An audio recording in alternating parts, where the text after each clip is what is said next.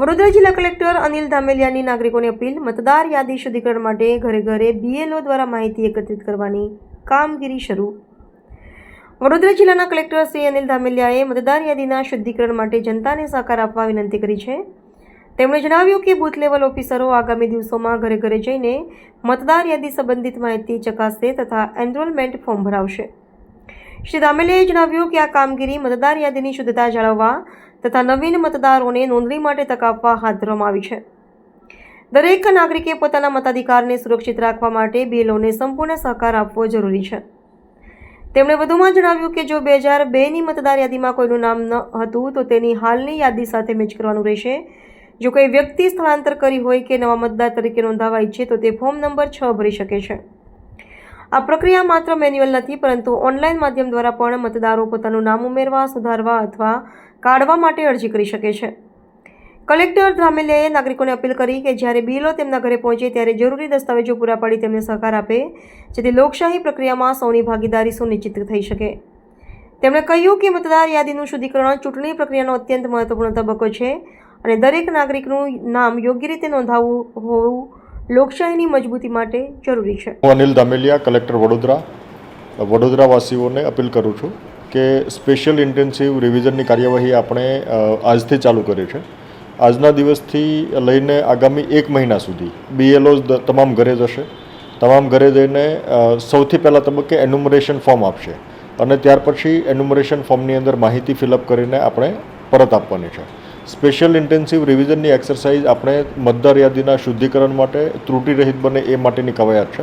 આમના માટે તમામ મતદારોએ જે મતદારોનો અગાઉ સમાવેશ થયો હોય એમણે પણ મતદાર યાદીની અંદર પોતાનું નામ દાખલ કરવા માટે ઇન્યુમરેશન ફોર્મ ભરવાની આવશ્યકતા છે. એટલે આ કિસ્સાની અંદર જ્યારે પણ મતદાતાઓની પાસે આપણા BLOs આવે ત્યારે આપણે એમને પૂરતો સહયોગ આપવા માટે વિનંતી છે. શરૂઆતના તબક્કે જ્યારે મતદાતાઓ આવે ત્યારે આપણે લિંકિંગ અથવા તો મેપિંગની પ્રક્રિયા પણ સમજાવશે. 2002ની મતદાર યાદી હોય એ મતદાર યાદીની સાથે આપણે આપણું નામ જો એમાં હોય તો એમની સાથે મેચિંગ કરવાનું છે અને જો મતદાર યાદીમાં નામ ન હોય તો આપણા રિલેટિવ્સનું નામ, આપણા સગા સંબંધીનું નામ જ્યાં મતદાર યાદીમાં હતું એમની સાથે આપણે લિંકિંગ કરવાનું છે. એટલે બંને પ્રક્રિયાઓ આપણે સમજવાની છે અને આપણે આ પ્રક્રિયા હાથ ધરવાની છે અને એમની વિગતો ઇન્યુમરેશન ફોર્મની અંદર દર્શાવવાની છે.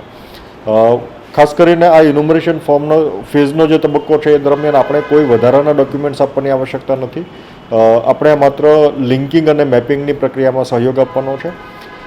સાથોસાથ આમની સાથે સાથે આપણે જે મતદાતાઓ એવા હોય કે જે એમના પોતાના મત વિસ્તારની અંદર અથવા તો ભાગની અંદર ક્યાંક એમનું માઇગ્રેશન થયેલું હોય, સ્થળાંતરિત થયેલા હોય તો એ કિસ્સામાં પણ એ નવેસરથી પોતે સ્થળાંતરિત થવા માટે ફોર્મ નંબર 8 ભરી શકશે. એવા મતદાતાઓ કે જેમનો મતદાર યાદીમાં સમાવેશ નથી થયો અથવા જેમની ઉંમર તાજેતરમાં જ 18 વર્ષથી ઉપરની થયેલી છે એ મતદાતાઓ પણ ફોર્મ નંબર 6 ભરી શકશે અને ફોર્મ એ આપણા BLOsને આપી શકશે. શરૂઆતના તબક્કે આપણે ઇન્યુમરેશન ફેઝની અંદર જે મતદાતાઓનું નામ આવેલું છે એમનો ડ્રાફ્ટ ઇલેક્ટરલ રોલ પ્રસિદ્ધ કરીશું. એમના પછી વાંધા સુનાવણીનો તબક્કો ચાલુ થશે જે દરમિયાન ડોક્યુમેન્ટ્સનો અભાવ હોય અથવા તો ક્યાંય વેરિફિકેશનની આવશ્યકતા હોય ત્યાં વાંધા સુનાવણી દરેક આપણા EROs મારફતે હાથ ધરવામાં આવશે. આ સમગ્ર પ્રક્રિયાઓ દરમિયાન આપણે ખાસ કરીને પૂરતી તકેદારી રાખવાની આવશ્યકતા છે જેથી કરીને કોઈ લાયક મતદાર આમાંથી છૂટે નહીં. તમામ ગેરલાયક મતદારો આમાંથી આપણે બાકાત કરી શકીએ. આ મતદાર યાદીની સુધારણાનો વિશેષ ઉદ્દેશ એ છે કે આપણે કોઈ જગ્યાએ ડુપ્લિકેશન થયેલું હોય, કોઈ જગ્યાએ સ્થળાંતરણના કારણે મતદાતાઓ એક જગ્યાએથી બીજી જગ્યાએ શિફ્ટ થયેલા હોય અથવા કોઈ ફોરેન નેશનલ્સ જે એમણે બીજા દેશની જો નાગરિકતા સ્વીકારી હોય અને હજુ એમનું નામ અહીંયા ચાલતું હોય તો એ તમામનું શુદ્ધિકરણ આપણે આ પ્રક્રિયાના અંતે કરી શકીશું. એટલે તમામ મતદાતાઓ આ પ્રક્રિયાની અંદર સહભાગી થાય અને કોઈ પણ અફવાઓથી દૂર રહે. ઇલેક્શન કમિશન ઓફ ઇન્ડિયા મારફતે જે અધિકૃત કરેલા વ્યક્તિઓ હોય એમના મારફતે માહિતી આપવામાં આવે એ માહિતી આપણે સમજીએ અને એ મુજબની કાર્યવાહી કરીએ. આપ આ ઇન્યુમરેશન ફોર્મની પ્રક્રિયા ઓનલાઈન પણ હાથ ધરી શકશો. એટલે voters.eci.gov.in ની વેબસાઇટ પણ છે, એમના મારફતે પણ આ એક્સેસ કરી શકશો. એમના મારફતે પણ ઇન્યુમરેશન ફોર્મ ભરી શકશો. આપણે વિશેષ કરીને એવી પણ વ્યવસ્થા કરી છે કે કોઈ દિવ્યાંગો, વૃદ્ધજનો અને અન્ય વ્યક્તિઓ હોય કે જેમને સહાયની આવશ્યકતા હોય તો એમના માટે આપણે વોલ્યુન્ટિયર્સ પણ આ પ્રક્રિયામાં સાથે જોડાશે. હેલ્પ ડેસ્કની વ્યવસ્થા પણ છે, કંટ્રોલ રૂમની પણ આપણે વ્યવસ્થા ઊભી કરેલી છે. કોઈ પ્રશ્ન હોય તો આપ એમાં ફોન કરીને માહિતી પણ મેળવી શકો છો. BLOs આપને ગાઈડ કરશે. એટલે BLOs આપણે જ્યારે ઘરે આવે ત્યારે અમને પૂરતો સહયોગ આપવા માટે વિનંતી છે. આપણી સમગ્ર મતદાર યાદી ત્રુટિ રહિત અને સંપૂર્ણ બને એ પ્રક્રિયાની અંદર આપ તમામ મતદારો સહયોગી થાવ એ માટેની અપેક્ષાઓ આપની પાસેથી રાખું.